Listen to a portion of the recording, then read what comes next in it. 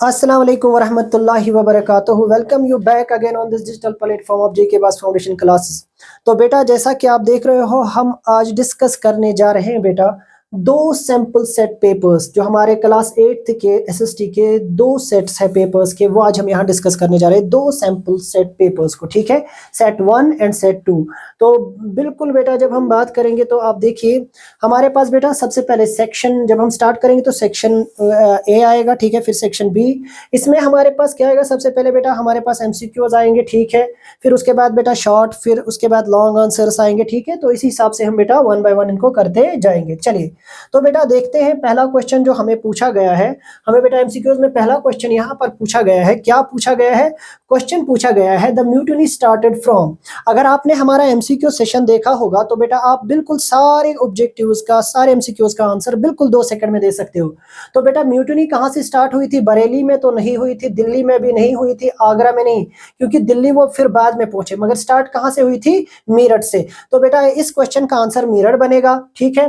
तो दूसरा क्वेश्चन देखते हैं बेटा। दूसरा कहा गया सब्सिडरी अलायंस, जो एक आर्मी अलायंस था, इम्पोज्ड ऑन अवध, अवध पे इम्पोज किया गया, अवध पे। इससे पहले बेटा अगर स्टार्ट हम देखें, स्टार्ट पहले हुआ था, मगर अवध पर कब किया गया था? 1800 में नहीं किया गया, 1810 में नहीं किया गया, 1850 में नहीं बेटा किया गया, बल्कि 1801 में सब्सिडरी अलायंस अवध पर किया गया, इम्पोज किया गया, ठीक। चले बेटा नेक्स्ट क्वेश्चन पे। नेक्स्ट क्वेश्चन कहा गया dash pointed out that political democracy had to be accompanied by economically और सोशल डेमोक्रेसी साथ होनी चाहिए। ये किसने बेटा कहा था? Doctor B R Ambedkar. किसने कहा था? Doctor B R Ambedkar, Bhimrao Ambedkar ji ने ये बात कही थी। किसने कही थी? डॉक्टर बी आर अम्बेडकर ने ये बात कही थी, ठीक है। फिर बेटा कहा गया dash were considered as upper caste. कौन कौन बेटा? तो सीधी सीधी बात है बेटा, 4 जाते हैं, ये याद रखिएगा, थोड़ा हम यहाँ पर इसको डिफाइन करेंगे। 4 जाते, देयर आर 4 कास्ट्स, ये तो आपको बेटा पता होना चाहिए। There are 4 castes. पहली कास्ट बेटा, पहली कास्ट कौन है बेटा? ब्राह्मण पहली कास्ट है, हाँ। उसके बाद दूसरी कास्ट कौन है बेटा? क्षत्रियास दूसरी कास्ट है, हाँ, बार बार हमने ये डिस्कस किया है। तीसरी कास्ट कौन है बेटा? वैश्यास तीसरी कास्ट है। चौथी कास्ट कौन है? शूद्रास। अब यहाँ पर आप देखिए बेटा, मैंने 2 सेट बनाए, ये 2 जातें बनाई मानी जाती है लोअर कास्ट, और ये 2 जातें यानी ब्राह्मण और क्षत्रिय माने जाते हैं अपर कास्ट। तो यहाँ पर क्या आएगा? सीधा सीधा बेटा सवाल है, यहाँ पर क्या क्या आएगा जरा बोलिए आप नीचे। तो बेटा यहाँ पर आएगा सबसे पहले, यहाँ पर बेटा ब्राह्मण आएगा, ठीक है, और यहाँ पर आएगा क्षत्रियास, ठीक हो गया क्लियर ये क्वेश्चन, ठीक। ओके बेटा आगे चलेंगे। Now moving to the another question. बेटा कहा गया which of the following is a natural fibre. Natural fibre इनमें कौन है? नायलॉन तो नहीं हो सकता, आस्लिक तो नहीं हो सकता, हाँ, नन ऑफ दीज भी नहीं, तो बेटा जूट है। जूट के बगैर और कौन है बेटा? अगर हम नेचुरल फाइबर्स की बात करेंगे, हमारे पास बेटा कॉटन नेचुरल फाइबर है, ठीक है, ये कुदरती तौर पर उगता है, ठीक है बेटा। हमारे पास कॉटन है, हेम्प है, सिल्क है, ये सारे नेचुरल फाइबर्स में आते हैं। चले आगे। Now moving to the next question. Next question है what is population pyramid. Population pyramid क्या है बेटा? ग्राफिकल रिप्रेजेंटेशन है, बार बार मैंने कहा था ग्राफिकल रिप्रेजेंटेशन है, age sex composition of population को बताती है। तो बेटा ए डायरेक्ट आएगा, क्योंकि इसने कहा when population density of area is high, ये बी तो नहीं है, हाँ, पॉपुलेशन ये भी नहीं बेटा। सी कह रहा है pattern of population distribution in urban areas, ये भी नहीं है, डी भी नहीं है, तो बेटा पहला ही है, यानी ए सही है। ग्राफिकल रिप्रेजेंटेशन, ये ग्राफ के जरिए प्रेजेंटेशन दी जाती है ए सेक्स कंपोजिशन की, ठीक हो गया। चले आगे बेटा नेक्स्ट क्वेश्चन पे। The Indian constitution was adopted. कब अडॉप्टेड हुआ था बेटा? 26 जनवरी 1949 को, 26 अक्टूबर 1949 को, 26 दिसंबर नहीं बेटा, ए हमारा सही आंसर है 26 नवंबर 1949। ये कह रहा है अडॉप्ट। इफेक्ट फिर कब हुआ था? 26 जनवरी को। चलिए बेटा नेक्स्ट क्वेश्चन पूछा गया है which among the following is not the key feature of the Indian constitution. अच्छा की फीचर क्या क्या है बेटा?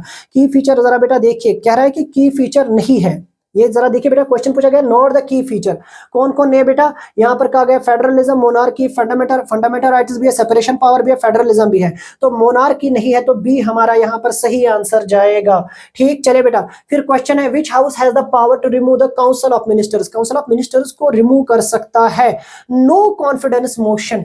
ये नो कॉन्फिडेंस मोशन क्या है? ये बार बार पूछा जा सकता है, यहाँ पर आपको ध्यान देने की जरूरत है।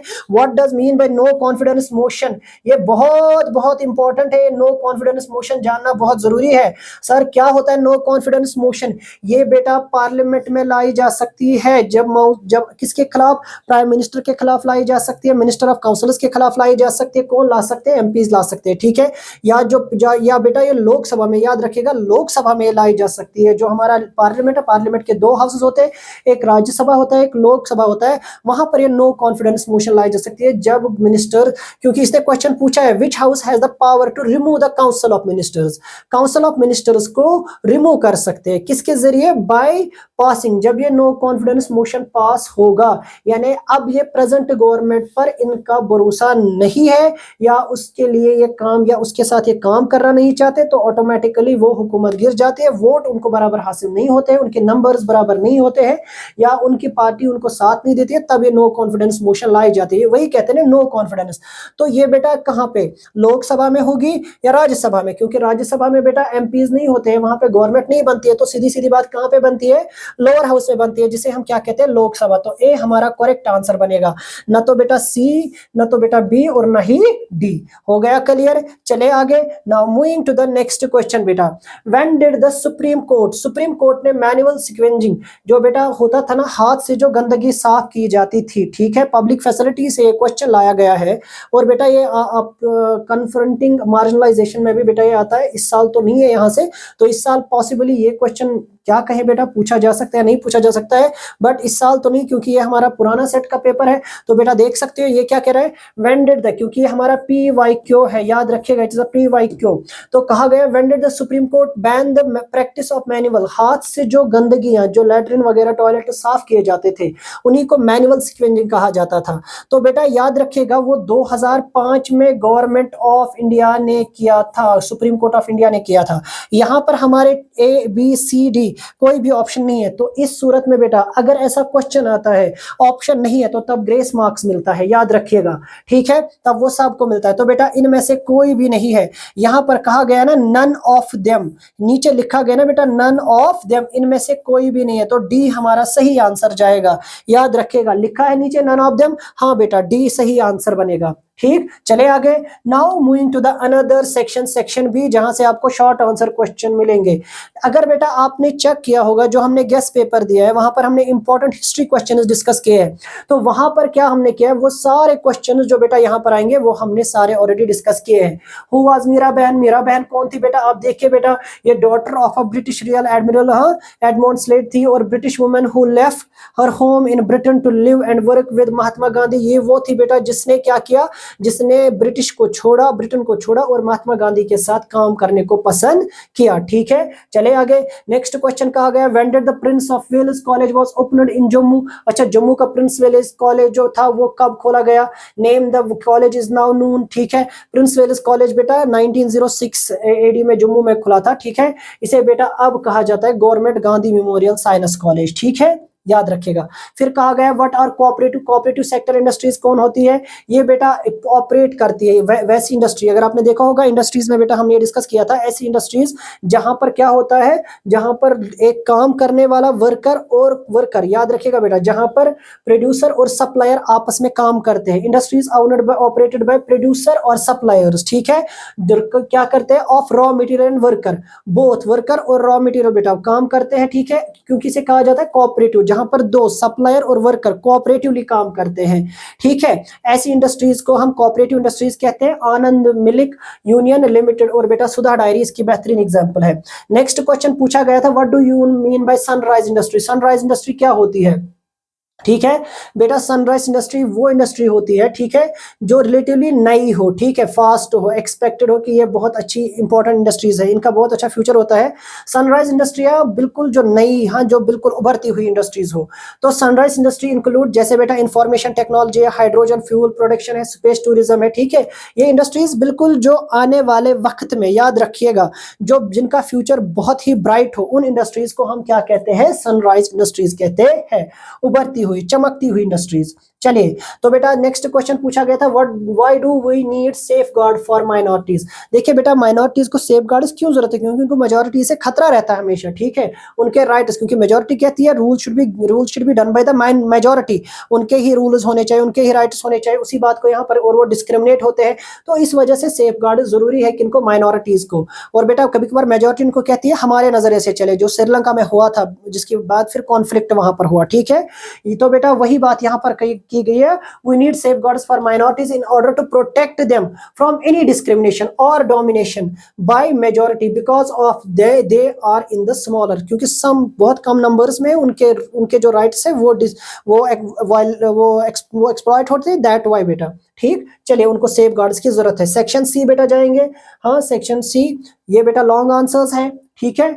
Jyotirao Phule criticised cast inequality, Jyotirao Phule ने क्रिटिसाइज किया कास्ट इनइक्वालिटी को, जरा ध्यान से बेटा देखिएगा, ठीक है। In society, do you agree with him, justify, क्या आप इससे एग्री हो कि उसने क्रिटिसाइज किया, उसको जस्टिफाई करना है, उस जस्टिफाई, आप अपना रेस्पॉन्स जस्टिफाई कीजिए, ठीक है। उसमें हमें क्रिटिसिज्म को, ज्योतिराव फुले ने जो क्रिटिसिज्म किया ना, उसको बेटा दिखाना है, ठीक है। तो criticise caste inequality in society, हाँ सोसाइटी में कास्ट इनइक्वालिटी थी, वो ज्योतिराव ने क्या किया, वो फुले ने क्रिटिसाइज किया।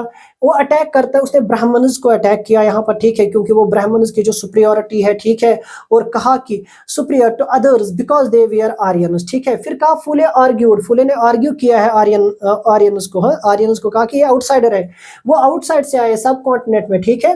Who defeated the true children of country and began looking at the defeated population as low caste, वो बेटा जो लो कास्टर्स और आर्यंस का जो कॉन्सेप्ट था, वो यहाँ पर ज्योतिराव फुले ने दिखाया था, ठीक है। उसी पर यहाँ पर हमने बहस की है।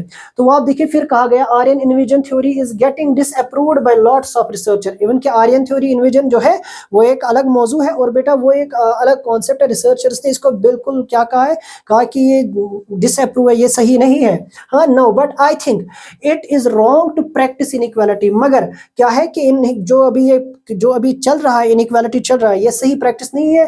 A sensible and empathetic person will not put someone down, कोई भी एक सेंसिबल जो सही इंसान होगा वो किसी को कमतर नहीं समझेगा, ठीक है। और उसके पीछे उन्होंने क्या दिया, एंशिएंट टेक्स्ट भी दिया, जो एक कास्ट इनइक्वालिटी है उसके लिए उसने क्या एडवोकेट किया, फ्रॉम द एंशिएंट टेक्स्ट किया कि there was no inequality in the ancient India, ठीक है। चले आगे। नाउ नेक्स्ट क्वेश्चन पूछा गया है, state the changes the British introduced as a result of rebellion 1857 के बाद, 1857 का जो पूरा मसला हुआ, ठीक है, फिर कौन कौन सी चेंजेस लाई ब्रिटिश गवर्नमेंट ने। ब्रिटिश गवर्नमेंट बेटा उन्होंने पास किया कौन सा, आप देखिए बेटा, इसको ऐसे भी पूछा जा सकता है, changes bring by the British after the separation. कल के लेक्चर में हमने ये डिस्कस किया था, तो आप बेटा देख सकते हो, वहां पर आप जाइए, वो सारे इंपॉर्टेंट क्वेश्चन चेक कीजिए, ठीक है।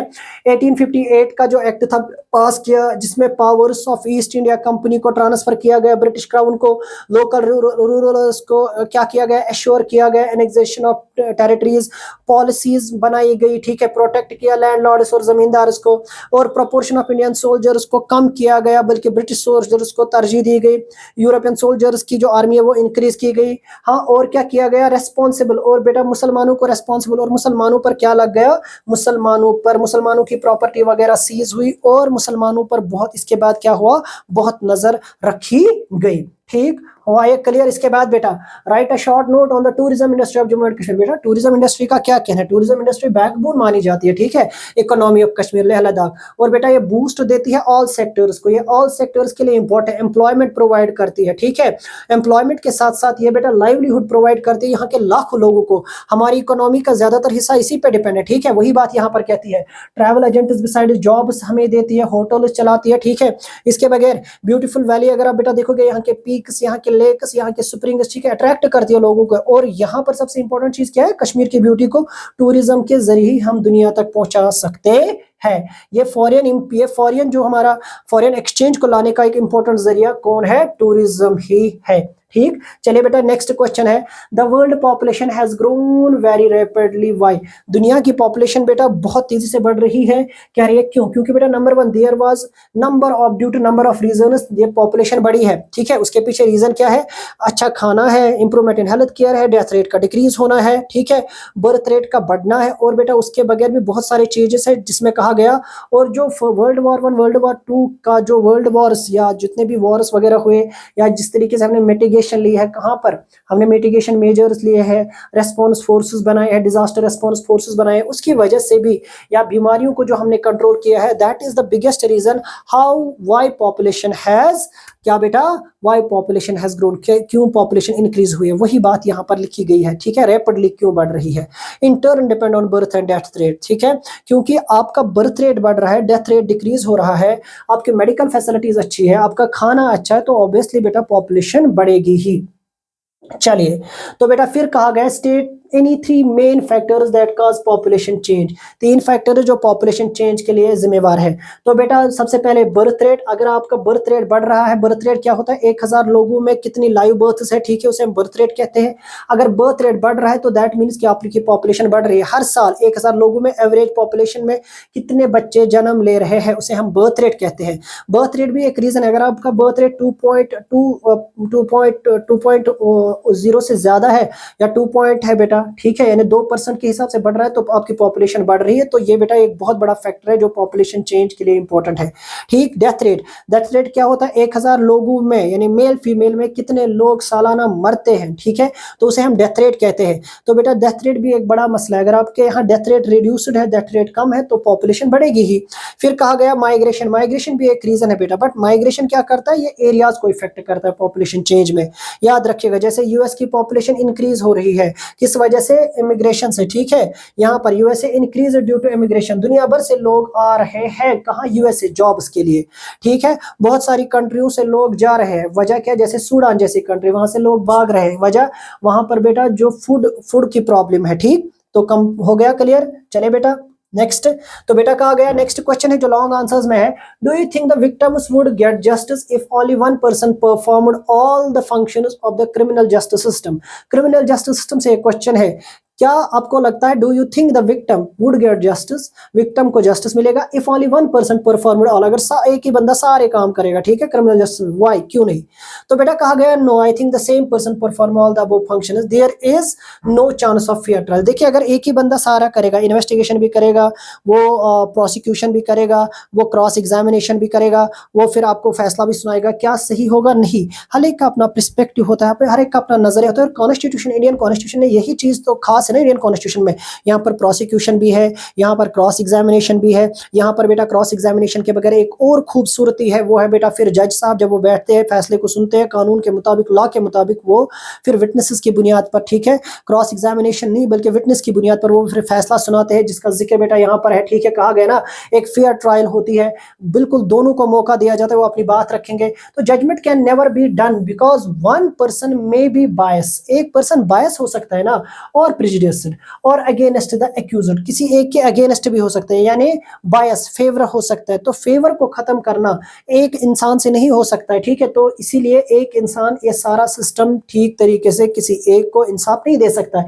He can never be overpowered by anyone, ठीक है, विच में effect the process of investigation and influence the judgement, एक तो प्रोसेस ऑफ जजमेंट ही खराब हो जाएगा। पहले जमाने में ऐसा होता था जहां पर बादशाही क्या करता था, सजा भी बुलाता था, फैसला भी करता था, वो सारी चीजें एब्सोल्यूटिज्म उसको कहते हैं, ठीक है, क्या कहते हैं मेरा बेटा, इसे एब्सोल्यूटिज्म या एब्सोल्यूटिस्ट भी कहते हैं उसको, इसे ऐसे लोगों को एब्सोल्यूटिज्म, ऐसी सोच को, ऐसे सिस्टम को एब्सोल्यूटिज्म कहा जाता था, और ऐसे लोगों को एब्सोल्यूटिस्ट कहा जाता है, खुद को कहते हैं वी आर परफेक्ट एंड जो भी हम कहेंगे वही सही है, ठीक है, इन्वेस्टिगेशन भी वही करते थे, कातिल भी वही, मकतूल भी वही, ठीक है, वही सारा कुछ करते थे, खुद ही मैं इन्वेस्टिगेशन भी वही करते थे, फैसला भी वही सुनाते थे, और कोई अगर बेगुनाह भी होता था तो, मगर क्या मसला होता था वहां पर, अगर कोई गुनाह भी करता था तो अक्सर फेवर बड़े लोगों को ही जाता था, एरिस्टोक्रेट ऐसा लगभग लोग करते थे, ठीक है। चलिए नेक्स्ट क्वेश्चन है, why must the government bear the responsibility for providing public facilities to the people? Why must government bear, क्यों गवर्नमेंट को ही रेस्पॉन्सिबिलिटी है कि वो पब्लिक फैसिलिटीज, बेटा पब्लिक फैसिलिटी से ये क्वेश्चन है, ठीक है, बहुत इंपॉर्टेंट क्वेश्चन है। पब्लिक फैसिलिटी से कहा गया कि गवर्नमेंट को ही क्यों, क्योंकि बेटा people are giving taxes, people are giving taxes and जो सर्विसेज है वो महंगी होती है। प्राइवेट कंपनीज प्रॉफिट के लिए काम करती है, गवर्नमेंट नॉन प्रॉफिट के लिए काम करती है, वो बेटा वेलफेयर के लिए काम करती है। और हर कोई इंसान इक्वल, हर इंसान का एक्सेस नहीं होता है हर एक सर्विस पर। दैट वाई गवर्नमेंट का काम है कि वो क्या करेंगे, उनकी रेस्पॉन्सिबिलिटी है कि वो पब्लिक फैसिलिटीज प्रोवाइड करेंगे, जैसे सड़क, पानी, एजुकेशन, हेल्थ सेक्टर, ठीक है, ताकि हर एक का एक्सेस हो वहां पर। वही बात हमने यहाँ पर कही है, private companies provide public facilities at a price that only, कुछ लोग ही उसको अफोर्ड कर सकते हैं, ठीक है, और लोग पे करते हैं ना, टैक्सेस देते हैं, तो इसलिए कहा गया कि ये काम कौन करेगी, गवर्नमेंट करेगी। पब्लिक फैसिलिटीज, सड़क हो, सैनिटेशन हो, हेल्थ हो, एजुकेशन हो, ये किसका काम रहेगा, ये गवर्नमेंट का रहेगा, ताकि और अफोर्डेबल रहेगा, ताकि हर कोई, या कम्युनिकेशन है, रेलवे है, ताकि हर कोई क्या करेगा बेटा, ताकि हर कोई इसे इंजॉय कर सके। Poor people will be deprived of the opportunity, अगर ऐसा हुआ कि गवर्नमेंट ये फैसिलिटीज देने में नाकाम हुई, या गवर्नमेंट नहीं देती है, तो बेटा सबसे जो शिकार होगा, सबसे ज्यादा जो इफेक्ट होगा वो गरीब होगा। ठीक हो गया, क्लियर। चलिए तो नेक्स्ट बेटा अब चलते हैं बेटा सेक्शन डी की तरफ। सेक्शन सी भी हो गया, सेक्शन बी यानी शॉर्ट, फिर बेटा लॉन्ग, फिर बेटा वेरी लॉन्ग, ठीक है। जरा देखते हैं, discuss the development between 1937 1947 which led to the creation of Pakistan. कल ही बेटा अगर आपने हमारा गेस्ट पेपर देखा होगा, वहां पर ये क्वेश्चन, इंपॉर्टेंट क्वेश्चन की सीरीज में मैंने ये क्वेश्चन डिस्कस किया है, ठीक है। तो बेटा जरा देखिए डेवलपमेंट क्या हुई जिसकी वजह से पाकिस्तान बना। Two nation theory, Ali Mohammad Jinnah ने बेटा जो टू नेशन थ्योरी दी कि separate, there should be separate electorates, there should be separate nation India, and there should be a Muslim majority and Hindu majority, separate nations, there should be separate nations, जिसे to nation theory कहा गया, अली मोहम्मद जिन्ना साहब ने दी थी। Provisional elections of 1937 एक reason बना, ठीक है, जिसमें कन्विंस किया गया कि लीग में क्या हुआ था, league that Muslim were a minority, जहां पर कहा गया कि मुस्लिम माइनॉरिटी है and would always have to pay second field, और इन्हें हमेशा दूसरा मौका दिया जाता है, तो दैट वाई ये भी एक रीजन बना, ठीक है। और मुस्लिमों ने उस वक्त साथ नहीं दिया, मुस्लिमों ने उस वक्त कहा नहीं भाई हम साइड में रहते हैं, ठीक। Rift between Congress and Muslim league, Congress और मुस्लिम लीग के बीच में जो गैप बनी वो भी एक बड़ा रीजन था 1937 इलेक्शंस के बाद, ठीक है। Rejected the Muslim league, the Congress rejected the Muslim league proposal for joint Congress, joint Congress का बिल्कुल प्रपोजल ठुकरा दिया, ठीक है, कांग्रेस ने। फिर क्या हुआ, Congress league government in the United province, this annoyed the league, और उसकी वजह से क्या हुआ, ये लीग इसकी वजह से परेशान हुई, इरिक हुई। Wide mass support base for Muslim League, ठीक है। 1930 Congress fail to mobilise the Muslim, Congress का फेल होना मुस्लिम्स के लिए, मुस्लिमों को अपनी तरफ ले जाने के लिए, वो भी एक बड़ा रीजन था, ठीक है, क्रिएशन ऑफ पाकिस्तान, या बेटा जिसमें हम कहेंगे कि जो डेवलपमेंट हुई क्रिएशन ऑफ पाकिस्तान के लिए। Provisional elections of 1946, provisions were given, provinces were given held in 19, यहां पर बेटा कहा गया इलेक्शन टू प्रोविंसेस वर 1946 में इलेक्शन हुआ।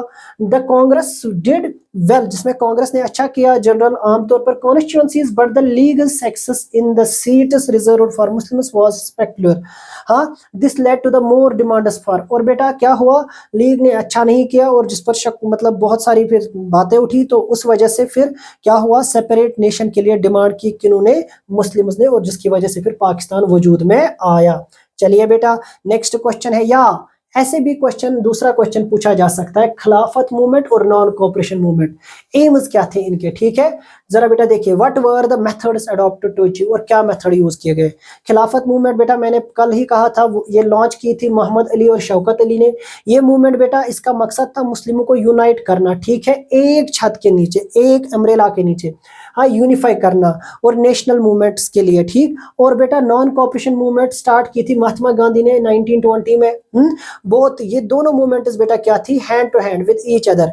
मेन एम बेटा क्या था, मेन एम था रिन्यूकेशन ऑफ ऑनरी टाइटल्स, ठीक है, इसमें क्या किया गया, जितने भी टाइटल्स थे उनको बैक किया गया, लेजिस्लेचर को बाइकआउट किया गया, स्कूल्स कॉलेजेस को बाइकआउट किया, रिजिग्नेशन ऑफ गवर्नमेंट जॉब्स को रिजिग्नेट किया गया, बोनीफायर ऑफ फॉरेन क्लोथ्स को बेटा आग लगा दी गई, हड़ताल और स्ट्राइक्स हुई, यानी पूरी तरीके से ब्रिटिश को यहां से भगाने की पूरी पहल चली, ठीक। नेक्स्ट क्वेश्चन बेटा चलते हैं, how is the national government format, national government कैसे बनती है? नेशनल गवर्नमेंट बेटा बनती है जनरल इलेक्शन या लोकसभा इलेक्शन से, ठीक है। जब लोकसभा इलेक्शन डिक्लेयर हो जाए, प्रिपेयर होता है बेटा, ठीक है, बहुत सारे एमपी, फिर बेटा क्या होता है एमपी, यहाँ पर कहा गया after the Lok Sabha election are declared a list is prepared showing how many MPs. तो बेटा फिर क्या होती है, एक बार इलेक्शन हो गया ना, एक इलेक्शन एक प्रोसेस होता है, इलेक्शन के बाद बेटा क्या होता है, देखा जाता है कि पार्टीज किसके पास कितने एमपीज है।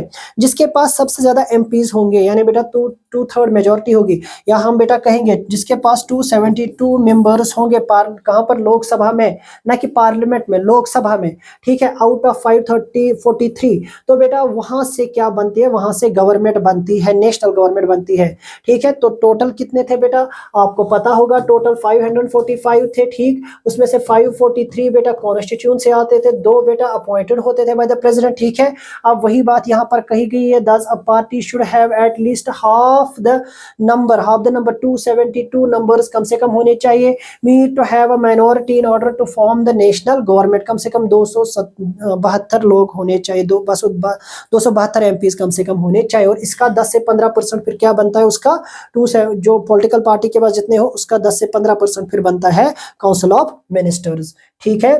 चलिए नाउ कहा गया है डायरेक्ट प्रिंसिपल ऑफ स्टेट क्या है, डायरेक्ट प्रिंसिपल, इसे बेटा डीपीएसपी कहते हैं, क्या कहते हैं इसे बेटा, DPSP, direct principle of state policy. एक स्टेट की पॉलिसीज क्या होती है, ये बेसिकली गाइडिंग प्रिंसिपल्स होते हैं। Direct principle of state policy बेटा ग्रेटर सोशल इकोनॉमिक रिफॉर्म होते, इकोनॉमिक, एक स्टेट को अच्छे से चलाने के लिए एक स्टेट के इंस्टीट्यूट्स और पॉलिसीज क्या होंगी, ठीक है, वही चीज बेटा इनडायरेक्ट प्रिंसिपल ऑफ स्टेट्स में होती है। उसूल क्या होंगे एक स्टेट पॉलिसी के, वही हमने यहाँ पर का direct principle of state policy ensures greater social and economic reform and serve as guide to independent Indian state to institute laws and policies that help reduce the poverty of mass. गरीबी को कैसे हम कम कर सकते हैं, government के welfare policies कैसी होनी चाहिए, ठीक है, उन्हीं को यहाँ पर दिखाने की कोशिश की गई डायरेक्ट प्रिंसिपल ऑफ स्टेट के जरिए।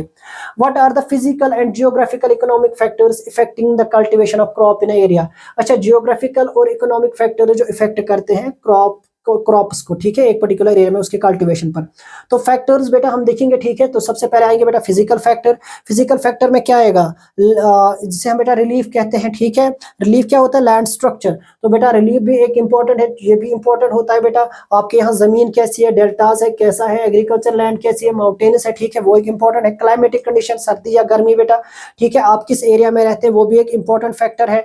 नेचर ऑफ सॉइल, आपके यहाँ मिट्टी कैसी है वो भी एक इंपॉर्टेंट फिजिकल फैक्टर है। अगर मिट्टी अच्छी होगी, उसमें न्यूट्रिएंट्स हो गए, एलुवियल सॉइल होगी, ठीक है, ब्लैक सॉइल होगी, तो वैसे अच्छे अच्छे फसलें उगाई जा सकती है। इकोनॉमिक फैक्टर, ट्रांसपोर्ट हो, लोन सिस्टम हो, सब्सिडी सिस्टम हो, HYVs हो, ठीक है, पेस्टिसाइड्स का होना, ये भी एक इंपॉर्टेंट चीज है आज के जमाने में। ये इकोनॉमिक फैक्टर है, यानी आपकी आय पर, आपकी कमाई पर ये निर्भर रखता है। हो गया ये वाला क्वेश्चन। चलिए एक और क्वेश्चन बेटा जो इंपॉर्टेंट कहा गया है, how can you say that Lok Sabha is मोर ये लास्ट क्वेश्चन का बेसिकली और है, याद रखिएगा, powerful than the Rajya Sabha. Lok Sabha क्या है बेटा, राज्यसभा से किस तरीके से आप कह सकते हो कि ये ज्यादा पावरफुल है। देखिए लोकसभा डायरेक्ट इलेक्ट होती है, ठीक है, लोगों के जरिए, और राज्यसभा इनडायरेक्ट इलेक्ट होती है, ठीक। और बेटा लोकसभा गवर्नमेंट बनाती है, ये voice of the people, voice of the nation कहलाती है। ये बेटा काउंसिल ऑफ मिनिस्टर जो पूरे ये गवर्नमेंट बनाती है, ठीक है। नो कॉन्फिडेंस, यहाँ पर बेटा इनका गया, it is not responsible to Rajya Sabha. The Lok Sabha में पास, लोकसभा नो कॉन्फिडेंस मोशन भी ला सकती है। काउंसिल ऑफ मिनिस्टर जो मिनिस्टर्स बनाए जाते हैं उनके खिलाफ बेटा राज्यसभा, लोकसभा क्या ला सकती है, नो कॉन्फिडेंस मोशन ला सकती है, ठीक है। दिस इज, इसीलिए बेटा कहते हैं कि लोकसभा के पास ज्यादा पावर है, पावर इज नॉट, बल्कि राज्यसभा के पास ये पावर नहीं होता है।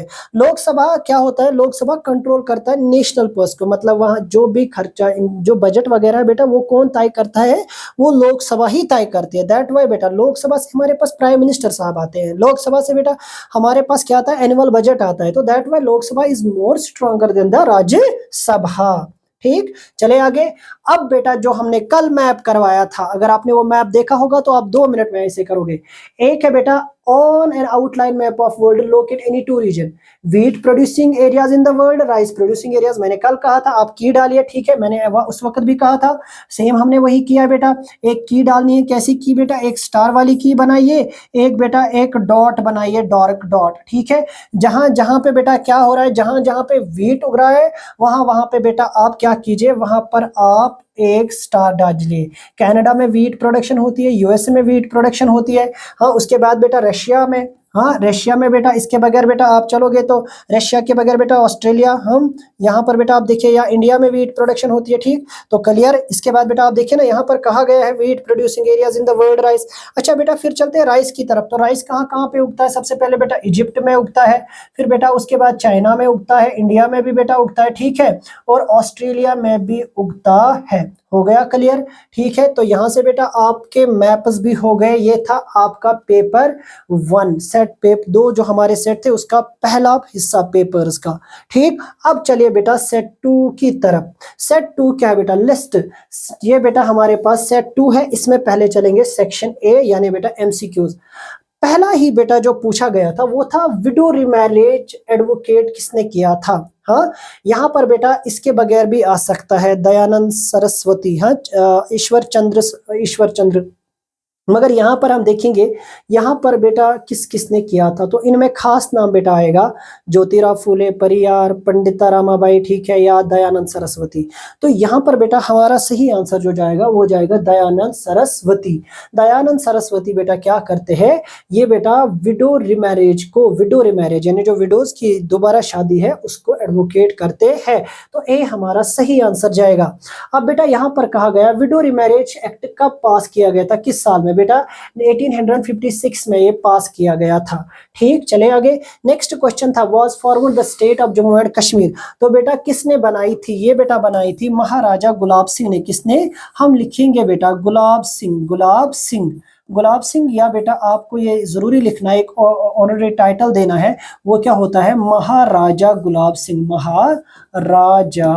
गुलाब सिंह। ठीक है, हो गया। इन्होंने ही फॉर्म किया जम्मू कश्मीर को, एक अलग प्रिंसली स्टेट को बेटा फॉर्म किया। चले दूसरा क्वेश्चन है was the most inhuman practice were the peasants were forced to work without wages. बेटा अगर आपने एरस्टवाइल वाला हमारा चैप्टर देखा होगा जो जम्मू कश्मीर के मुतालिक, वहां पर हमने ये सारी चीजें डिस्कस की है। तो क्या है बेटा? बेगार है ये। ठीक है, begar system. Begar was forced labour system. क्या था मेरा बेटा? It was a forced labour system था ये मेरा बेटा। ध्यान से सुनिएगा, फोर्स्ड लेबर सिस्टम, ये फोर्स्ड लेबर सिस्टम था जहां पर बिना मजदूरी के काम लिया जाता था लोगों से। नेक्स्ट बेटा है which are the 3 main factors cause. इसने कहा पॉपुलेशन चेंज के पीछे कौन 3 काजेस है? बर्थ, डेथ और मैरिज। मैरिज चेंज नहीं करती है, ठीक है, मैरिज इसके पीछे नहीं है, डेथ है, बर्थ भी है, मैरिज इनके बाद, मैरिज इनका एक सब्सिडरी है। ठीक है, अच्छा फिर कहा गया birth, death and life expectancy नहीं, नन ऑफ दीज, ये भी नहीं है, यानी बेटा यहाँ पर हमारा बी सही आंसर जाएगा, birth, death and migration population change में इंपॉर्टेंट रोल अदा करती है। चलेंगे नेक्स्ट बेटा, कहा गया है 1990 में वर्ल्ड पॉपुलेशन कितनी बन गई थी? बेटा 6 बिलियन तक पहुंच गई थी। सी करेक्ट आंसर है। ठीक, चलिए बेटा नेक्स्ट क्वेश्चन पूछा गया, the democratic government is created with the decision of, लोगों के डिसीजन से। ये तो सीधी सीधी बात है, डेमोक्रेटिक गवर्नमेंट में किन का डिसीजन जरूरी है? लोगों का डिसीजन। चलिए नेक्स्ट क्वेश्चन है the communities which are less in number than the rest. अच्छा, जो कम हो और जो लोग, अब 2 कम्युनिटीज रहती है, एक ज्यादा एक कम, तो कम वाले को क्या कहेंगे बेटा? Schedule caste? नहीं, ये तो कास्ट की बुनियाद पे आता है। ट्राइब? नहीं बेटा, ये तो बेटा किन के लिए आता है? ये तो बेटा आता है जिन्हें हम कहते हैं आदिवासी, या बेटा जो दूर रहते हैं, जो ट्राइब्स में रहते हैं। अच्छा, माइनॉरिटीज, ये सही बनेगा, सी इज द करेक्ट आंसर। ठीक, बैकवर्ड भी नहीं आएगा। चलिए नेक्स्ट क्वेश्चन है what is the full form of FIR, यानी बेटा फर्स्ट इंफॉर्मेशन रिपोर्ट। क्लियर है, इन्वेस्टिगेशन नहीं है, फर्स्ट इन्वेस्टिगेशन रेशन नहीं है, हाँ फर्स्ट इन्वेस्टिगेशन रिपोर्ट है। फोर्थ इंफॉर्मेशन भी नहीं है, तो फर्स्ट इंफॉर्मेशन रिपोर्ट, एफआईआर। ये हमने बेटा अपने, अगर आप देखोगे ना, ये सारे ऑब्जेक्टिव्स हमने अपने एमसीक्यू सीरीज में डिस्कस की है, आप वहां पर ये चेक कर सकते हो। चलिए, हाँ, what was the demand of Rani Lakshmibai. अब बेटा ये क्वेश्चंस दिए गए, इनको हम यहाँ से डिस्कस करेंगे क्योंकि ये कल हमने सारे 1 बाय 1 डिस्कस किए हैं। हाँ, डिमांड क्या थी रानी लक्ष्मीबाई की और रिफ्यूज क्यों की गई? अच्छा, उसकी डिमांड क्या थी? जो उसका एडॉप्टेड सन है, ठीक है, उसे क्या बनाना चाहिए? रानी लक्ष्मीबाई का जो एडॉप्टेड सन है वो आगे जाकर इसकी हुकूमत को संभालेगा, जिसे रिफ्यूज किया गया था क्योंकि डॉक्ट्रिन ऑफ लेप्स जो थी, याद रखिएगा बेटा, डॉक्ट्रिन ऑफ लेप्स ये जो ब्रिटिशर्स ने बनाई थी, वो टोटली इस चीज को क्या करती थी, नकारती थी, याद रखिएगा। इसीलिए झांसी की रानी जो लक्ष्मीबाई झांसी की रानी जो थी, जो उसका प्रपोजल था, उसको टोटली उस डिमांड उसको क्या किया गया, रिफ्यूज किया गया। शॉर्ट आंसर में आता है। चलिए बेटा नेक्स्ट क्वेश्चन है, how did revolt 87 affect position of the east India company. East India की कंपनी को की पोजीशन को टोटली बेटा बहुत नुकसान हुआ, ठीक है। हाउ डिड, कैसे। नंबर 1 बेटा, सबसे पहले ग्रीज्ड कार्ट्रिज सामने आती है, ठीक है। सबसे पहले बेटा किसका मसला आता है, ग्रीज्ड कार्ट्रिज का। जब हम ग्रीज्ड कार्ट्रिज का मसला देखते हैं बेटा, तो वहां पर सेंटिमेंट्स, रिलीजियस सेंटिमेंट्स हर्ट होते हैं। कौन होते हैं, रिलीजियस सेंटिमेंट्स हर्ट होते हैं। तो बेटा यानी लोगों के दिलों में नफरत पैदा होती है, तो यहाँ पर नेशनलिज्म की भावना उठती है ना, याद रखिएगा, नेशनलिज्म की भावना, ठीक है। नेशनलिज्म की भावना के साथ साथ क्या हुआ, डिससेटिस्फेक्शन ऑफ पीपल, और सबसे इंपॉर्टेंट चीज यूनिफिकेशन, लोग एक साथ आ गए। ध्यान से सुनिएगा, लोग एक साथ आ गए under one umbrella without any caste. और इसमें सबसे बड़ा रोल किसने अदा किया बेटा, मुस्लिम्स ने अदा किया। मुस्लिम प्लेड वेरी इंपॉर्टेंट रोल। और बहादुर शाह जफर को क्या बनाया गया, बहादुर शाह जफर को लीडर बनाया गया। और सबसे इंपॉर्टेंट चीज म्यूटिनी हुई। और फिर क्या हुआ, 1857 के बाद ब्रिटिश क्राउन यानी ईस्ट इंडिया कंपनी से हुकूमत छिन गई, पावर ट्रांसफर हुए ब्रिटिश क्राउन को। तो सीधा सीधा जवाब है, how did revolt of 1870 effect position, इनकी पोजीशन को बैडली इफेक्ट हुआ। हो गया क्लियर। चले नेक्स्ट बेटा, नेक्स्ट क्वेश्चन बता रहा है, distinguish between private sector and public sector industries. अरे बेटा बहुत आसान है, कहता है डिस्टिंग्विश, हम यहां से लिखेंगे पब्लिक सेक्टर इंडस्ट्रीज, ठीक है, पब्लिक सेक्टर इंडस्ट्रीज। और यहां से लिखेंगे बेटा क्या, प्राइवेट सेक्टर इंडस्ट्रीज। तो क्या होता है, public sector run by government, ठीक है, रन बाय गवर्नमेंट, इन्हें गवर्नमेंट चलाती है। चलो साफ साफ ही लिखेंगे आपके लिए, ये इन्हें कौन चलाती है, इन्हें चलाते हैं बेटा रन बाय गवर्नमेंट। अच्छा, रन बाय, प्राइवेट में कौन आते हैं जरा बोलिए बेटा, रन बाय एन इंडिविजुअल और ग्रुप। अच्छा, इनका मसला क्या है, ये बेटा प्रमोट वेलफेयर, ये क्या करते हैं मेरा बेटा, ये आंसर आपको ऑनलाइन नहीं मिलेगा कहीं पर भी, प्रमोट वेलफेयर, ये बेटा वेलफेयर को प्रमोट करते हैं, ठीक है। अच्छा, ये बेटा इनका काम क्या होता है, इनका काम होता है मेन वर्क, मेन टास्क इनका क्या होता है, मेन टास्क होता है अर्न प्रॉफिट। टास्क क्या होता है, अर्न प्रॉफिट, ठीक। शॉर्ट आंसर्स में है तो एग्जांपल देंगे बेटा। अच्छा बेटा, बाहिल है भारत हैवी इलेक्ट्रॉनिक लिमिटेड, हाँ। सेल है स्टील अथॉरिटी इंडिया लिमिटेड, ये पब्लिक कंपनियां हैं, पब्लिक सेक्टर्स है, ठीक। अब दूसरा है बेटा, जितने भी प्राइवेट सेक्टर्स होंगे, तो बेटा दूसरा मसला क्या है, प्राइवेट सेक्टर्स में क्या है बेटा, भारतीय एयरटेल है, आइडिया है, ठीक है। या इसके बगैर भी अगर हम देखेंगे बेटा, जियो है बेटा, ठीक है, रिलायंस ग्रुप है, टाटा है, हाँ, टाटा आयरन स्टील कंपनी, ठीक। ये सारे बेटा प्राइवेट है, ठीक है। प्राइवेट सेक्टर में फैसला गवर्नमेंट नहीं ले सकती, और यहाँ पर फैसला एक या दो लोगों के हाथों में होता है। यहाँ पर बेटा गवर्नमेंट के चुने हुए लोगों के हाथों में फैसला होता है, ठीक। हो गया क्लियर, ठीक है। तो क्लियर है बेटा, वो गवर्नमेंट चलाती है, ये प्राइवेट इंडिविजुअल चलाते हैं, ठीक। चले हो गए, नेक्स्ट क्वेश्चन बताता है, what is meant by population composition. Population composition का मतलब क्या होता है बेटा, पॉपुलेशन कंपोजिशन का मतलब क्या होता है, मेल फीमेल बेटा जिसमें होते हैं, जिसमें बेटा बच्चे होते हैं, ठीक है। पॉपुलेशन हमारी कैसे कंपोज्ड है, उसमें मेल्स कितने हैं, एडल्ट मेल्स कितने हैं, फीमेल्स कितनी है, ठीक है। उसी चीज को आपको यहाँ पर डिस्कस करना है, ठीक है। पॉपुलेशन कंपोजिशन को कॉन्सेप्ट यहाँ पर डिस्कस करना है कि आपके यहाँ बच्चे, बूढ़े, ठीक है, या economic group, non economic group क्या होता है, ठीक है, एडल्ट क्या होता है, डिपेंडेंट क्या होता है, उसी चीजों को बेटा आपको यहाँ पर डिस्कस करना है इस वाले क्वेश्चन में।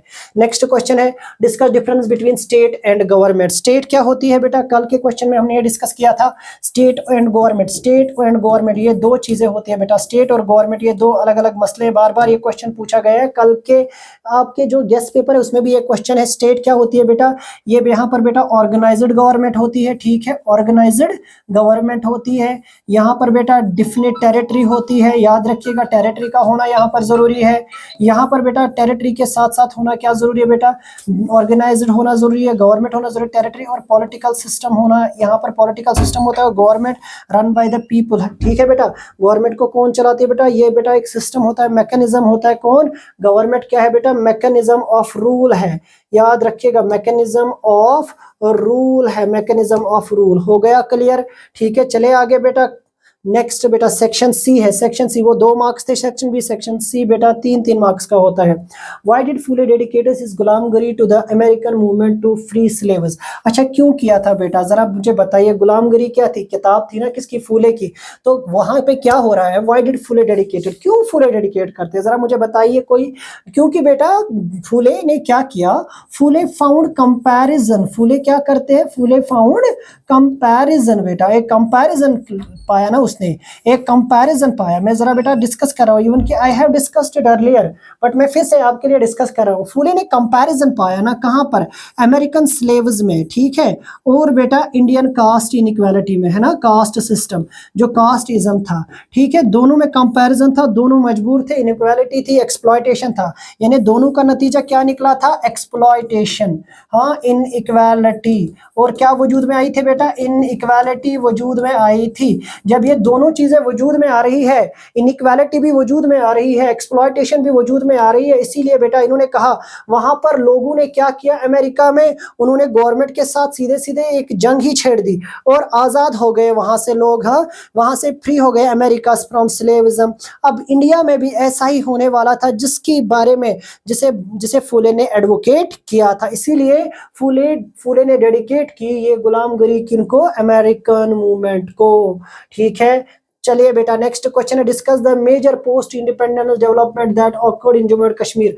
Discuss some of the major post independence, post independence के बाद क्या क्या डेवलपमेंट हुए, कहा जाता है discuss some of the major post independence development that occurred in Jammu and Kashmir. अच्छा हिंदुस्तान, सबसे पहले बेटा क्या हुआ, हाँ, सबसे पहले जब हम देखते हैं क्या क्या मेजर इवेंट्स हुए, ट्राइबल इन्विजन हुआ, सबसे पहले बेटा ट्राइबल इन्वेजन हुआ ना, ट्राइबल इन्विजन के बाद क्या हुआ, इंस्ट्रूमेंट ऑफ एसेशन साइन हुई, इंस्ट्रूमेंट ऑफ एसेशन साइन हुआ। फिर उसके बाद क्या हुआ बेटा, सदर रियासत करण सिंह बनाए गए, सदर रियासत, हाँ, Jammu Kashmir become the part of India, J&K become the part of India, Jammu Kashmir क्या बन गया, J&K become part of India, J&K became part of India, ठीक है।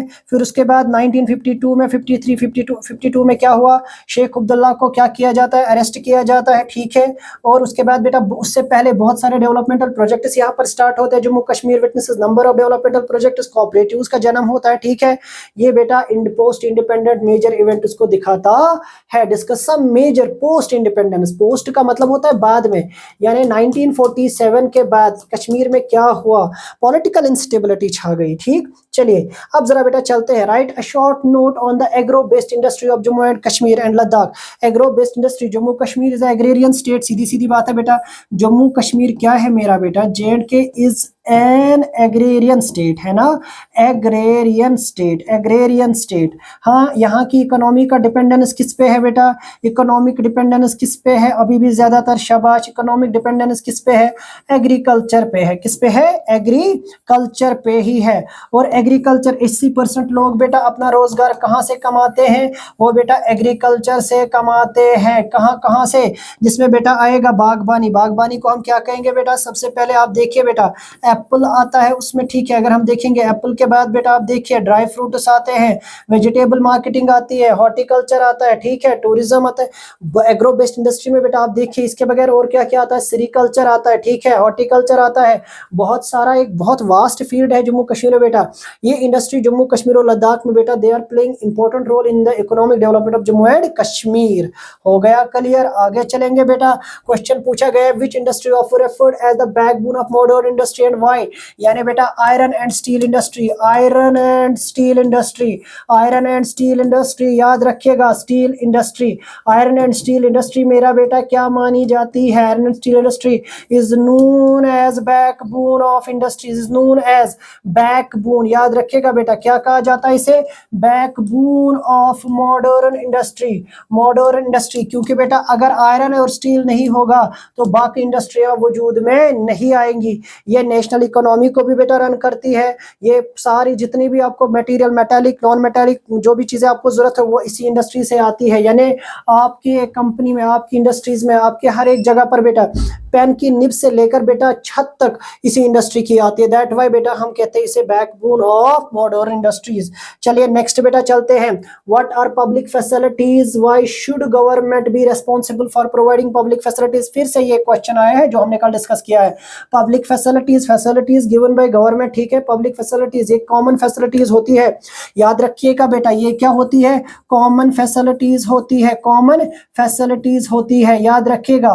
फैसिलिटीज जो बेटा क्या होती है? जो कॉमन फैसिलिटीज होती है जिनमें एजुकेशन होता है। एजुकेशन एक इंपॉर्टेंट एलिमेंट है बेटा पब्लिक फैसिलिटीज में। एजुकेशन के बाद बेटा हाँ रोड्स है, रोड्स के बाद बेटा इलेक्ट्रिसिटी है, इलेक्ट्रिसिटी है बेटा। इलेक्ट्रिसिटी के बाद और कौन सी चीज़ है बता सकता है कोई? शाबाश, एजुकेशन। सैनिटेशन है मेरा बेटा, सैनिटेशन। सैनिटेशन के बाद बेटा और कौन सी चीज़ है बेटा? सैनिटेशन के बगैर एक और इम्पॉर्टेंट चीज़ है, कोई बता सकता है आप में से सैनिटेशन के बगैर? इट इज़ हेल्थ सेक्टर, याद रखिएगा बेटा। Health sector is another important sector, ठीक है, जो बेटा किस में आती है? पब्लिक फैसिलिटीज में आती है। और ये पब्लिक फैसिलिटीज गवर्नमेंट देगी। इसमें बेटा आजकल वाटर भी रखा गया है, सैनिटेशन, हाँ वाटर, ये बेटा पब्लिक फैसिलिटीज में आती है, याद रखिएगा। पब्लिक फैसिलिटीज ये गवर्नमेंट देती है। Government is responsible for providing. Government क्या है बेटा? Government is responsible. गवर्नमेंट क्या है? इज रेस्पॉन्सिबल, याद रखिएगा बेटा। Government is responsible. रेस्पॉन्सिबल किसके लिए बेटा? For public facilities. किसके लिए बेटा? पब्लिक फैसिलिटीज के लिए, याद रखिएगा। हाँ क्यों? क्योंकि बेटा, क्योंकि हर एक every individual can not afford it. Why? Because, अब हम बताएंगे बेटा बिकॉज। क्यों? क्यों जरा बताइए सर? क्योंकि बेटा every individual can not, every individual can not afford क्या नहीं अफोर्ड कर सकता बेटा? Every individual can not afford these facilities. हाँ, ये फैसिलिटीज एक इंडिविजुअल अफोर्ड नहीं कर सकता, ठीक। दैट वाई बेटा government has responsibility because people give a good amount of tax to government for these facilities. यही वजह है बेटा कि गवर्नमेंट रेस्पॉन्सिबल है कि यूनिवर्सल एक्सेस जैसे पानी का, एजुकेशन का राइट है ना, ये बेसिक राइट्स में आते हैं। दैट वाई गवर्नमेंट को ये फैसिलिटीज प्रोवाइड करनी होती है। चलिए नेक्स्ट क्वेश्चन बेटा बताया गया है, difference between state legislative assembly, Vidhan Sabha and Lok Sabha. Vidhan Sabha और लोकसभा में क्या फर्क है? जरा बेटा देखिए क्या बताया इसने। विधानसभा, लेजिस्लेटिव, स्टेट लेजिस्लेटिव असेंबली, विधानसभा जिसको कहा जाता है, state legislative assembly, state legislative assembly, ठीक है। और क्या बताना है बेटा? Lok Sabha, lower house. अच्छा ये क्या होती है? ये बेटा प्रोविजनल लेवल पर होती है, हाँ प्रोविजनल लेवल। और ये क्या होती है? सबसे पहला डिफरेंस, ये प्रोविजनल होती है, ये स्टेट बेस्ड होती है, ठीक है। और ये कहाँ पे होती है बेटा? ये होती है नेशनल लेवल पर। लोकसभा कहाँ पर होती है? नेशनल लेवल, ठीक है। इसमें क्या होते हैं? इसमें बेटा सीट्स वेरी करती है as per the area. Seats बेटा यानी कॉन्स्टिट्यूएंसी जो होती है ना, कॉन्स्टिट्यूएंसीज वेरी, ठीक है, वेरी करती है, ठीक है। और यहां पर क्या होती है बेटा? There are 543 constituencies. Vidhan Sabha is less powerful, ये लेस पावरफुल है, हाँ। और यहां से क्या बनेगा बेटा? यहां से सीएम बनेगा यानी चीफ मिनिस्टर बनेगा, और वो लोकल मसलों को देखेगा। यहां से बेटा प्राइम मिनिस्टर बनेगा, ठीक है, और वो क्या करेगा? नेशनल इंटरेस्ट को देखेगा। तो कितना फर्क है? नेशनल इंटरेस्ट हो गया ना क्लियर? वो किस चीज को बेटा देखेगा? नेशनल इंटरेस्ट को देखेगा, जो नेशनल लेवल पॉलिसीज होंगी। तो हो रहा है ना क्लियर आपका? ठीक है, चले आगे। Now moving to the another important question, another section D बेटा। सेक्शन डी आपके इस सेट पेपर 2 का क्या बता रहा है? Abrupt suspension of non cooperation, movement in 1922 was resented by almost all prominent Congress leaders. Why did Gandhi so? Why were the reason behind the decision? अरे भाई क्या हुआ कि नॉन कॉपरेशन क्या करनी पड़ी, जल्दी जल्दी गांधी को 1922 में विड्रॉ करनी पड़ी। हाँ, क्या मसला हुआ? देखिए बेटा, एक वाक़ा हुआ फेब 1922 में। 1922 में क्या हुआ? एक इवेंट हुआ। कहाँ पर बेटा? चौराई चूरा। हाँ, चौराई चूरा एक इवेंट होता है। आज का यूपी वाला एरिया है बेटा, यहाँ पर एक बहुत बड़ा इवेंट होता है। क्या होता है? People staged protest. लोग क्या करते हैं बेटा? मॉब अनकंट्रोल हो गया। एक मॉब जो था, मॉब क्या हो गया? मॉब कंट्रोल से अनकंट्रोल्ड। हाँ, अनकंट्रोल्ड हो गया ड्यू टू क्लैश। अनकंट्रोल्ड किसकी वजह से? क्लैश की वजह से। लड़ाई हो गई बेटा। हाँ, लड़ाई होगी किस किस के बीच में बेटा? पुलिस के बीच में और लोगों, कॉमन और बेटा लोगों के बीच में। नतीजा क्या निकला बेटा? नतीजा निकला फायर, यानी आग लगाई गई। किसको? पुलिस पिकेट को। किसको? पुलिस पिकेट को। पुलिस पिकेट को आग लगाई गई तो फिर क्या हुआ भाई? लगना था, जंग होगी। 22 पुलिस वाले 22 पुलिसमैन जो है बेटा वो जिंदा जलाए गए, जिसका गांधी को बहुत दुख हुआ। तो क्योंकि गांधी ने कहा था नो वायलेंस। गांधी का मूल मंत्र क्या था बेटा? गांधी जी का मूल मंत्र क्या था? नॉन वायलेंस था ना, नॉन वायलेंस। जब गांधी जी का ये मूल मंत्र था नॉन वायलेंस वाला, तो क्या नतीजा निकला बेटा? क्या गांधी जी के इस मूल मंत्र को किसी ने फॉलो किया? नहीं किया। दैट वाई बेटा गांधी जी ने कहा कि अभी और ज्यादा मेहनत करनी है, लोगों को बताना है कि मेरा कॉन्सेप्ट क्या है, समझाना है, ट्रेन करना है। गांधी जी ने विड्रॉ किया। Why Gandhi ji did so? ठीक है, रीजन यही था बेटा। What were the reason behind this? वो बेटा बता दिया इस डिसीजन के पीछे।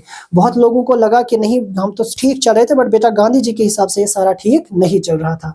ठीक, तो चलिए आगे। नाउ क्वेश्चन है डिस्कस, या इसी का है, various forms non cooperation movement took in different parts of India. Various forms that non cooperation, how did the people understand Gandhi ji? Gandhi ji को बेटा लोगों ट्राइबल्स ने बेटा इसे अपने नजरिए से देखा। ठीक है, कारोबारियों ने इसे बेटा अपने नजरिए से देखा। हाँ, लोगों ने बेटा मुख्तलिफ लोगों ने बेटा, यानी वेरियस फॉर्म्स ऑफ पीपल। ठीक है, various forms of people, various forms of people, various forms of people बेटा उन्होंने क्या लिया? ये डिफरेंट तरीकों से इसे समझा। चाहे बेटा वो वर्कर्स थे,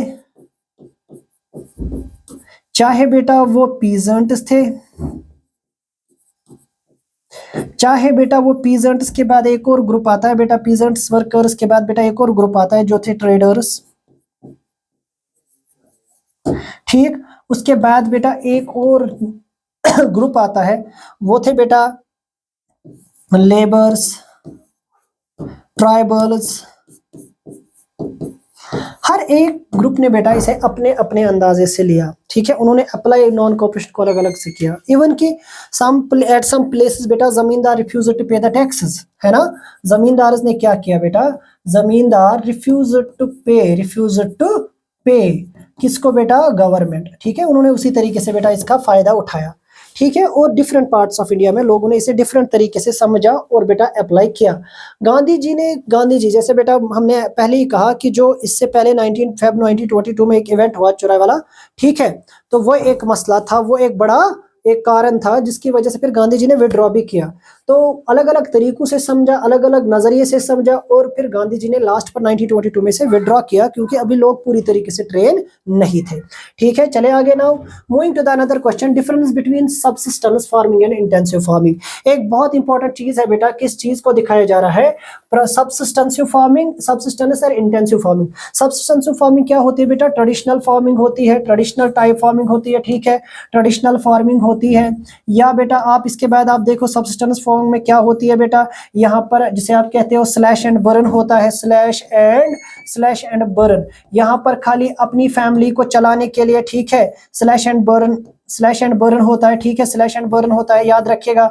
ऐसी फार्मिंग जिसमें ट्रेडिशनल सीड्स यूज किए जाते हैं, ट्रेडिशनल मैकेनिज्म यूज किया जाता है, ट्रेडिशनल सीड्स, ट्रेडिशनल मैकेनिज्म। ठीक है, traditional mechanism, no HYV, no खादे, बल्कि घर को चलाने के लिए बेटा फार्मिंग होती है। इंटेंसिव में बेटा बिल्कुल क्या होता है? हाई, यहाँ पर बेटा लेस लेबर यूज किया जाता है, फैमिली का यूज किया जाता है सबसिस्टेंसिव में।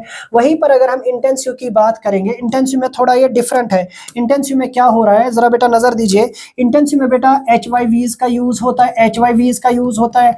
HYVs के बाद बेटा आप याद रखिएगा फर्टिलाइजर्स का इस्तेमाल हो रहा है, ठीक है। ये बेटा ड्यू टू पॉपुलेशन, ये वजूद में आया ड्यू टू पॉपुलेशन, ठीक है। जब population due to population increase बेटा पॉपुलेशन इंक्रीज हुआ तो इंटेंसिव फार्मिंग वजूद में आई, ठीक है। उसके बाद बेटा इसी का नतीजा था कमर्शियल फार्मिंग भी, इसी का नतीजा क्या था, कमर्शियल फार्मिंग भी। हो गया क्लियर। तो there is a huge difference between, ये खुद का पेट भरने के लिए, ये मार्केट को चलाने के लिए, इंक्रीज पॉपुलेशन की वजह से। यहाँ पर आप ट्रेडिशनल इरिगेशन यूज करोगे, यहाँ पर आप मॉडर्न इरिगेशन को यूज करोगे, ठीक। हो गया clear. Now moving to the important another last important concept, that is on an outlet map world located in 5 cotton producing countries। Cotton producing 5 countries बेटा कल ही हमने डिस्कस किया था। सबसे पहले नंबर पर बेटा कौन आएगा, ठीक है। सबसे पहले नंबर पर बेटा चाइना, ठीक है। फिर बेटा इंडिया, फिर बेटा ऑस्ट्रेलिया, फिर बेटा आप देखिए कौन है यूनाइटेड स्टेट में बेटा, फिर कनाडा की बात आती है, यूएसए की बात आती है, फिर बेटा इसके बाद ब्राजील की बात आती है, ठीक है। ये बेटा क्लियर है। इन स्टेट्स में या इजिप्ट की बात करते हैं, पाकिस्तान की बात करते हैं, ठीक है। चाइना, इंडिया, पाकिस्तान, ऑस्ट्रेलिया और बेटा फिर आप देखिए ब्राजील, ठीक है। और बेटा United States, they are the cotton most cotton producing countries, ठीक है। उनमें कौन कौन आएगा, इंडिया, चाइना, ठीक है। इंडिया, चाइना और बेटा फिर अमेरिका, फिर उसके बाद पाकिस्तान, ठीक। ये बेटा आप याद रखिएगा ये क्या है। और बेटा उसके बाद Australia is the most cotton producing countries. याद रखना बेटा, सबसे पहले आप याद रखिएगा इंडिया, ठीक। उसके बाद बेटा चाइना, ठीक। उसके बाद बेटा पाकिस्तान, उसके बाद बेटा यूएसए, उसके बाद बेटा कोई और जरा बताओ, उसके बाद बेटा ब्राजील, फिर बेटा आएगा इजिप्ट। हाँ, तो ये बेटा क्या है, कॉटन प्रोड्यूसिंग कंट्रीज है। याद रखिएगा 5 के बदले 6 छाप दी मेरा बेटा, ठीक। तो यहां से बेटा आपका पेपर सेट 1 सेट 2 कंप्लीट। बस एक क्वेश्चन रहता है, why does democratic country need constitution.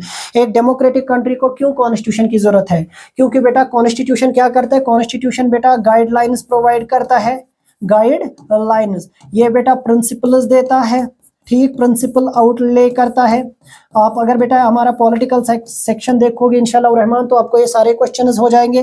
तो जो प्रिंसिपल्स होते हैं, गाइडिंग प्रिंसिपल्स, ठीक है। इसके बगैर बेटा ये लॉ के हिसाब से बेटा सारा सिस्टम चलाता है, ठीक है। अगर कॉन्स्टिट्यूशन रिटर्न नहीं होगा तो सारा सिस्टम बिखर जाएगा।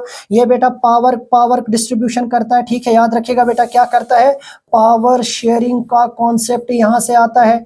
ये कॉन्फ्लिक्ट को रिड्यूस करता है, किसको रिड्यूस करता है, कॉन्फ्लिक्ट रिड्यूस करता है। कौन बेटा, याद रखिएगा पावर को लिमिट करता है कौन, कॉन्स्टिट्यूशन। दैट वाई बेटा डेमोक्रेटिक कंट्री नीड कॉन्स्टिट्यूशन। अगर कॉन्स्टिट्यूशन नहीं होगा तो सारा सिस्टम क्या हो जाएगा, बागी हो जाएगा, ठीक। Why does cross examine refers to, cross examine का मतलब क्या होता है, जहां पर एक जज साहब क्या करते हैं बेटा, सॉरी वकील, जब एक दूसरे से सवाल पूछते हैं, जब एक्यूजर से सवाल पूछे जाते हैं, ठीक है, तो उसे हम क्रॉस एग्जामिन कहते हैं। याद रखिएगा, ठीक है। सवाल जवाबात याद रखिएगा बेटा।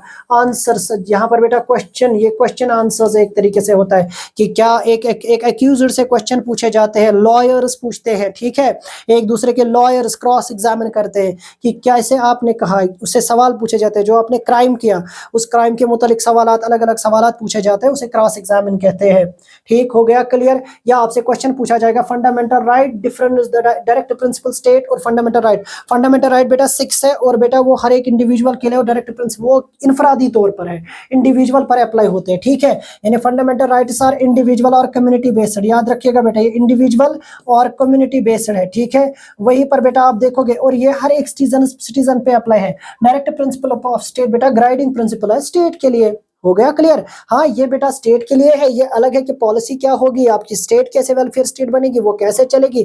फंडामेंटल राइट्स बेटा 6 है, जिसमें इक्वालिटी से लेकर बेटा आर्टिकल 32 तक बेटा आप देख सकते हो, वहां पर रेमेडीज तक आती है, ठीक है। डायरेक्ट प्रिंसिपल वो डिस्कस नहीं करता, ये पॉलिसीज होती है कैसे एक स्टेट चलेगी, ठीक। फंडामेंटल राइट्स होते हैं उसूल या बेटा हक, जो हर एक इंसान के हकूक के, जैसे जितने भी आप फंडामेंटल राइट्स जो आपने देखे होंगे, कल्चर का है, इक्वालिटी का है, ठीक है, एक्सप्लॉयटेशन का है ना बेटा, या रेमेडीज का है, वो सारे फंडामेंटल राइट्स को आप यहाँ पर हल्का फुल्का डिस्कस कर सकते हो कि क्या डिफरेंस है, ठीक है। वो ऑल है, ये शेयर है, ये कॉमन है। और बेटा direct principle of state common नहीं, ये स्टेट बेस्ड है, एक अलग स्टेट के लिए रखे गए जो है उनके उसूल है, रहनुमा उसूल है। ठीक।